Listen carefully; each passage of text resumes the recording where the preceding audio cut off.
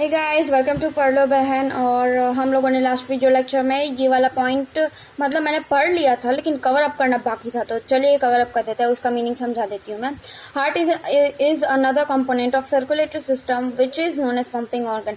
जैसे कि मैंने आपको बताया कि सर्कुलेटरी सिस्टम थ्री पार्ट्स के होते हैं। सबसे पहला हार्ट, फिर ब्लड एंड ब्लड वेसल्स। तो हार्ट एक मेन पार्ट है सर्कुलेटरी सिस्टम का।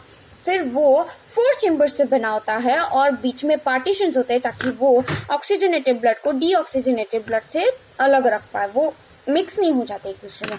यहाँ पे ब्लड का कंपोनेंट्स का मैंने डायग्राम बना रखा है, लेकिन नहीं मतलब ब्लड का कंपोनेंट्स का यहाँ पे डायग्राम बना रखा है कि अगर जो ब्लड है वो 100%, अगर पूरा ब्लड मिक्स कर दे तो वो 100% होता है तो प्लाज्मा उसमें से 55% होता है, WBC एंड प्लेटलेट्स उसमें लेस देन 1% होता है और रेड ब्लड सेल्स उसमें 45% होते हैं।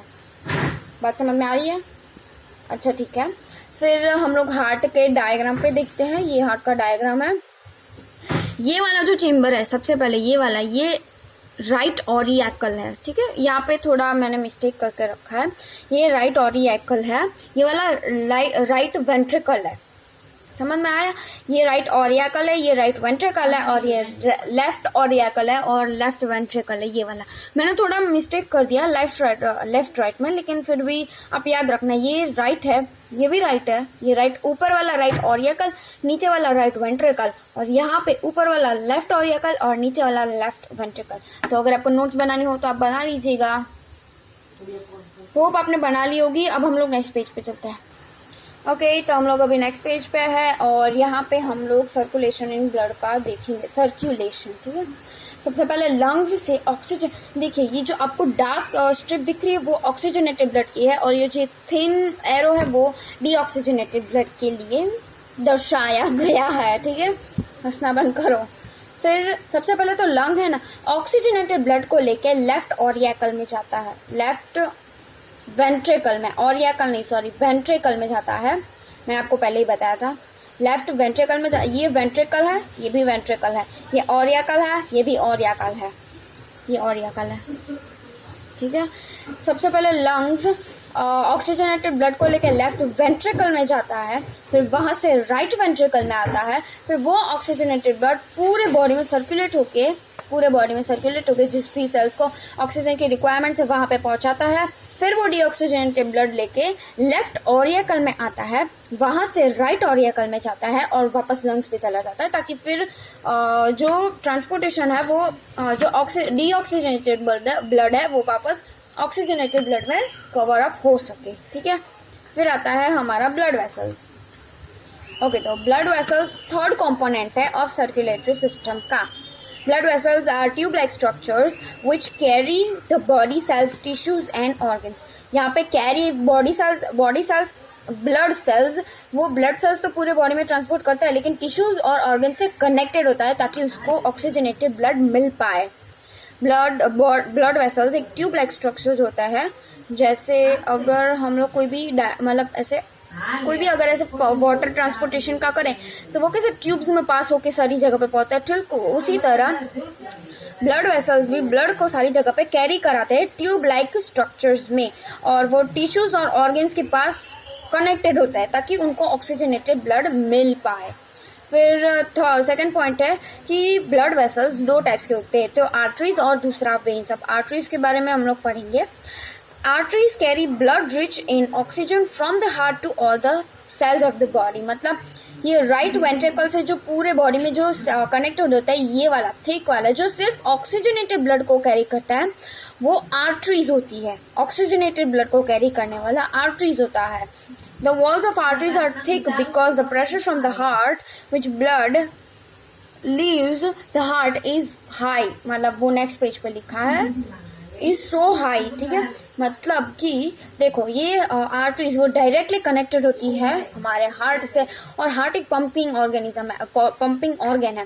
तो अगर वो जो ऑर्गन पंप करेगा तो उसमें से प्रेशर तो बहुत ही ज्यादा रिलीज होगा, तो उसके लिए अगर थिन ब्लड वेसल्स हुई तो वो ब्लड वेसल्स फट भी सकते हैं। इसके लिए आर्टरीज को बहुत ही थिक ब्लड वेसल्स बनाया गया, मतलब थिक ब्लड वेसल्स वो होती है नेचुरली। ताकि फिर जो हार्ट का जो प्रेशर है वो उसको मतलब सहन कर पाए, वो फट नहीं जाती, बीच में से टेयर अप नहीं हो जाती। अगर आपको नोट्स बनानी है तो बना लीजिएगा वीडियो पॉज करके। होप आपने बना ली होगी। अब हम लोग नेक्स्ट पेज पे चलता है। ओके, तो फिर हम लोगों ने देखा कि आर्टरीज की जो वॉल्स होती है वो बहुत ही थिक होती है, बिकॉज उसमें हार्ट का जो प्रेशर होता है वो इतना ज़्यादा होता है कि अगर वो थोड़ी सी भी थिन होती ना तो वो ब्लास्ट हो जाती, मतलब ब्लास्ट तो नहीं बोल सकते, लेकिन वहाँ से ब्लड लीकेज होना स्टार्ट हो जाता है, वो बीच में से ऐसे फट जाती, ठीक है, क्रैक्स आ जाते हैं। इसलिए ब्लड का जो प्रेशर है बहुत ही हाई होता है और बहुत ही रैपिड स्पीड में होता है, वो स्लो तो हो ही नहीं सकता, ठीक है। फिर हम लोग नेक्स्टली बात करेंगे वेन्स के बारे में, जो सेकेंड पार्ट है ब्लड वेसल्स का, ठीक है। Veins carry blood rich in carbon dioxide to all cell from all cells of the body to the heart. मतलब आर्टरीज ऑक्सीजनेटेड ब्लड कैरी करता था हार्ट से पूरे बॉडी तक, और जो डीऑक्सीजनेटेड ब्लड होता है वो वेन्स कैरी करती है पूरे बॉडी से हार्ट तक, वो डीऑक्सीजनेटेड मतलब उसमें कार्बन डाइऑक्साइड की मात्रा ज्यादा होती है एज कम्पेयर टू ऑक्सीजन की मात्रा। और the walls of veins are thinner than arteries because the pressure inside the vein is very low and in low speed। मतलब कि जो प्रेशर मतलब कि वेन्स की जो थिकनेस होती है ना, उसके वॉल्स की जो थिकनेस होती है वो बहुत ही कम होती है एज कम्पेयर टू आर्टरीज, क्योंकि आर्टरीज में डायरेक्टली हार्ट का प्रेशर आता है तो उसको ठीक होना जरूरी है, लेकिन वेन्स में किसी का भी प्रेशर नहीं आता है। इनफैक्ट उसमें छोटे छोटे वाल्व्स प्रेजेंट होते हैं ताकि फिर वो ब्लड सिर्फ एक ही जगह पे फ्लो कर सके। अगर वाल्व्स नहीं प्रेजेंट होते तो वो रिवर्स डायरेक्शन में भी आ सकते हैं, मतलब उसमें कोई प्रेशर ही नहीं होता है उस वेन्स में, इसलिए उनकी जो थिकनेस है वो बहुत ही कम होती है, वॉल की थिकनेस कम होती है और उसमें वाल्व्स प्रेजेंट होते हैं ताकि फिर ब्लड सिर्फ एक ही जगह पे फ्लो करे, वह वापस रिवर्स ना आ जाए। ये आर्टरीज और वेन का खत्म हो गया, अब ये ब्लड वेसल्स का पॉइंट है। The arteries divide into extremely small and thin branches on reaching the tissue. This small branches are called capillaries. मतलब को जो आर्टरीज है जो ऑक्सीजनेटेड ब्लड कैरी करती है, जो आर्टरीज है जो डायरेक्ट ब्लड से हार्ट से कनेक्टेड होती है, वो फिर धीरे धीरे करके डिवाइड हो जाती है बहुत ही ज्यादा थिन ब्रांचेस में, जो सारे के सारे टिश्यू में पहुंच जाती है, और वो स्मॉल ब्रांचेस को हम लोग कैपिलरीज बोलते हैं। कैपिलरीज की जो वॉल्स होती है वो इतनी थिन होती है कि उसमें ब्लड सिर्फ कि वो इतनी मतलब पतली होती है कि उसमें बस सिर्फ 1 ब्लड सेल एक टाइम पे कैरी हो सकता है। मतलब कि आर्टरीज में पूरे जो बॉल्स होते हैं वो पूरे के पूरे ब्लड के कैरी हो सकते थे, लेकिन जो कैपिलरीज है उसमें सिंगल ब्लड सेल का ऐसे बहुत ही पतली थिन होती है उसकी ब्रांचेस। कैपिलरी जब वो बोल दिया मैंने, मतलब सिर्फ सिंगल सेल एक टाइम पे वहां से पास हो सकती है, मतलब 2 सेल्स एक साथ नहीं आ सकती, इसके इतना पतला होता है कैपिलरीज का डायमीटर।